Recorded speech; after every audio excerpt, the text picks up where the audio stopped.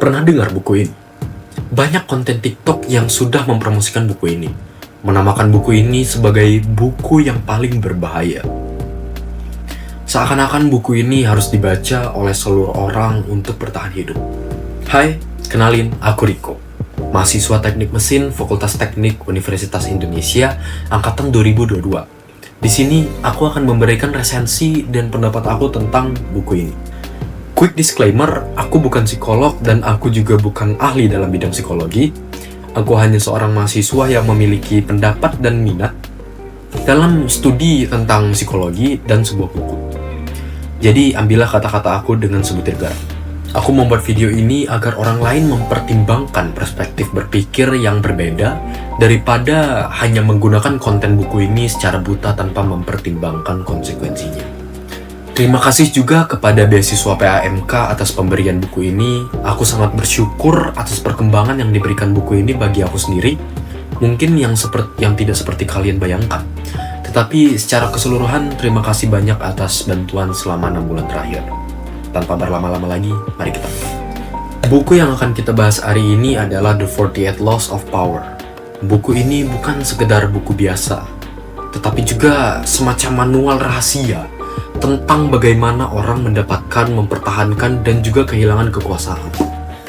Ditulis oleh Robert Greene, isinya kumpulan kebijaksanaan dari sejarah peradaban manusia, dari Sun Tzu hingga Machiavelli, dari bangsawan licik sampai diktator brutal.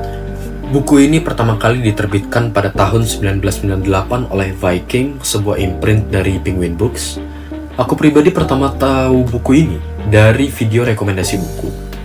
Dan aku tertarik karena belak-belakannya buku ini memberi saran dalam bersosialisasi. Fakta menariknya, buku ini sering dicap sebagai buku yang kontroversial di berbagai sosial media, dan itulah kenapa aku membuat video itu.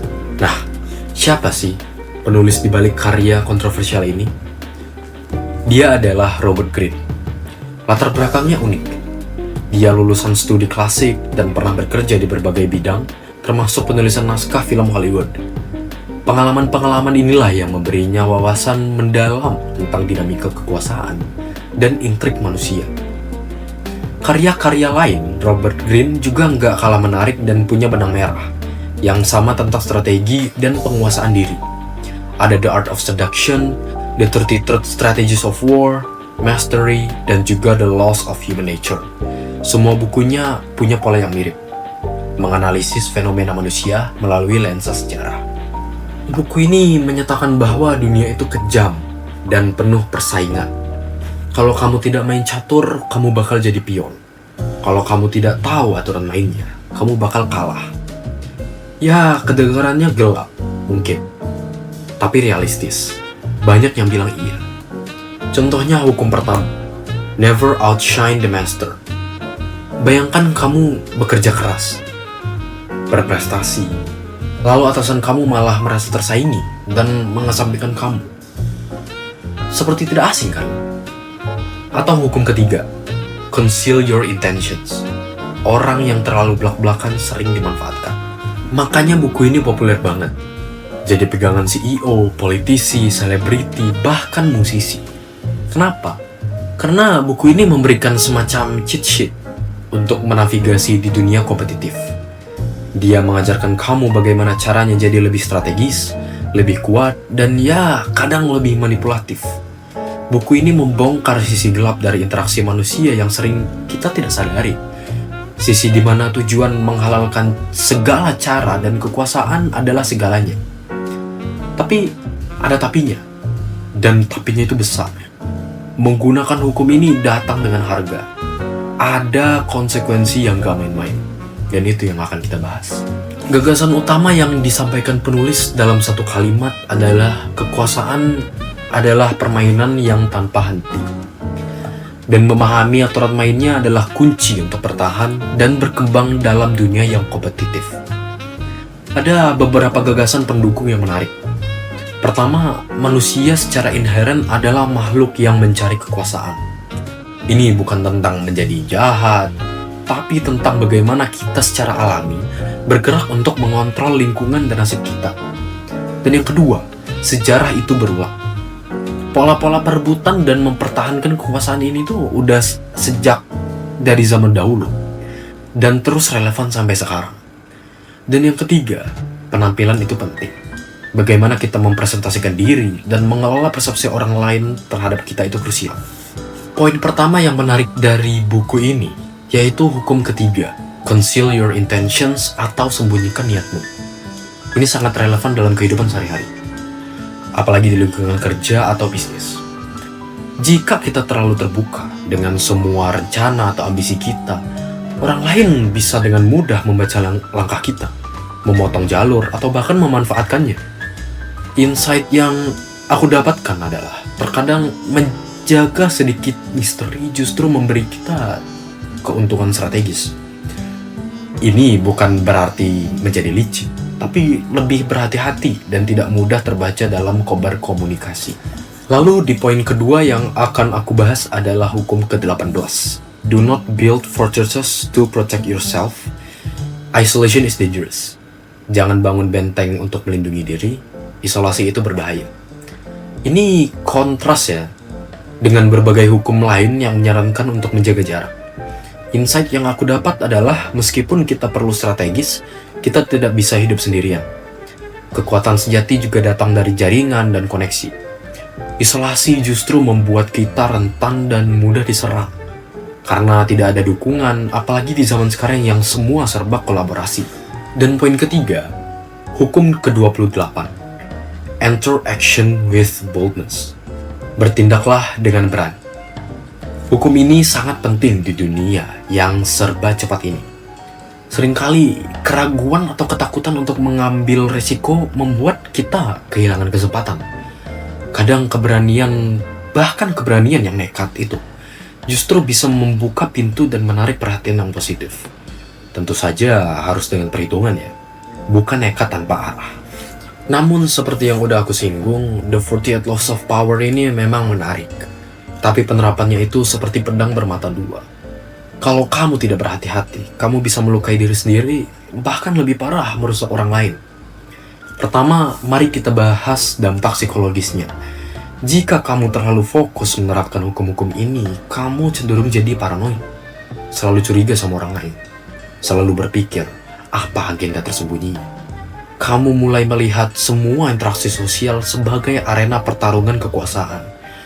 Ini bisa membuat kamu kesepian, sulit membangun hubungan yang tulus karena kamu selalu memakai topeng, selalu menyembunyikan niatmu. Menerapkan hukum keempat, always say less than necessary, atau hukum ketiga, conceal your intentions, itu efektif di permukaan.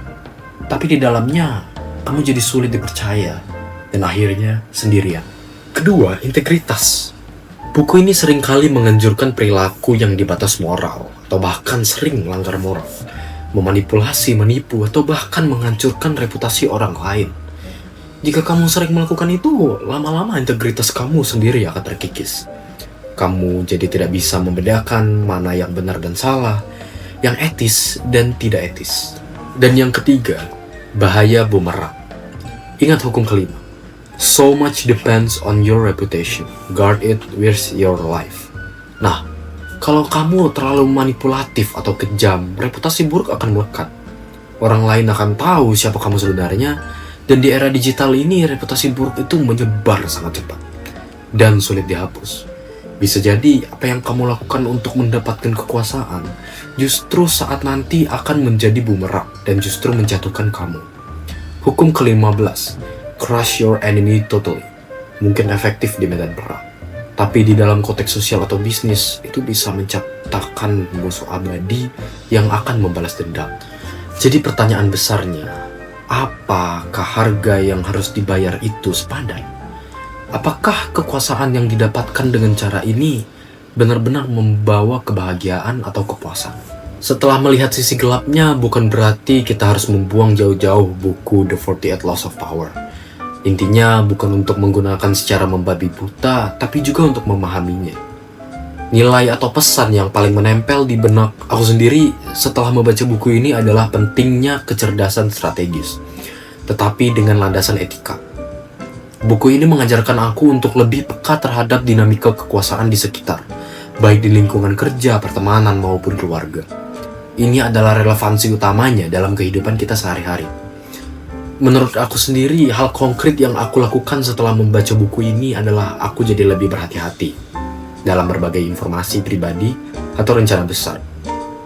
Aku belajar untuk mengamati dan mendengarkan lebih banyak daripada berbicara, sesuai dengan hukum tertentu. Ini bukan untuk memanipulasi, tapi untuk menjaga diri dan menjaga privasi.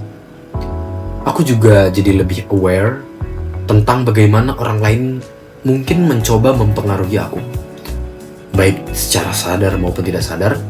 Misalnya ketika ada orang yang terlalu memuji, aku bisa jadi lebih kritis dalam menganalisis niatnya. Ini membantu aku menghindari dimanfaatkan. Secara keseluruhan, sebagai pembaca awam, kesan aku saat membaca buku ini adalah menarik, namun menantang secara moral. Buku ini membuka mata tentang realitas pahit perebutan kekuasaan yang sering terjadi di balik layar. Kekuatan atau sisi menarik dari buku ini, yaitu membuat aku mau merekomendasikannya ke orang-orang lain dengan kemampuannya menyajikan sejarah dan psikologi manusia dalam format hukum yang ringkas dan juga mudah diingat. Buku ini cocok dibaca oleh siapapun yang mempelajari bisnis atau manajemen, atau bahkan ingin memahami dinamika sosial dan psikologi manusia yang lebih dalam, khususnya yang punya pemikiran kritis. Tapi dengan satu catatan penting, baca buku ini bukan untuk jadi manipulator, tapi untuk jadi lebih bijak dan terlindungi. Pilihan ada di tangan kamu. Untuk menutup, aku suka kutipan dari Robert Greene sendiri. The world is a harsh playground, and we are all trying to get our piece of it. Namun, aku akan tambahkan, but how you play the game defines who you are, and it also can define your true happiness. Sekian, terima kasih.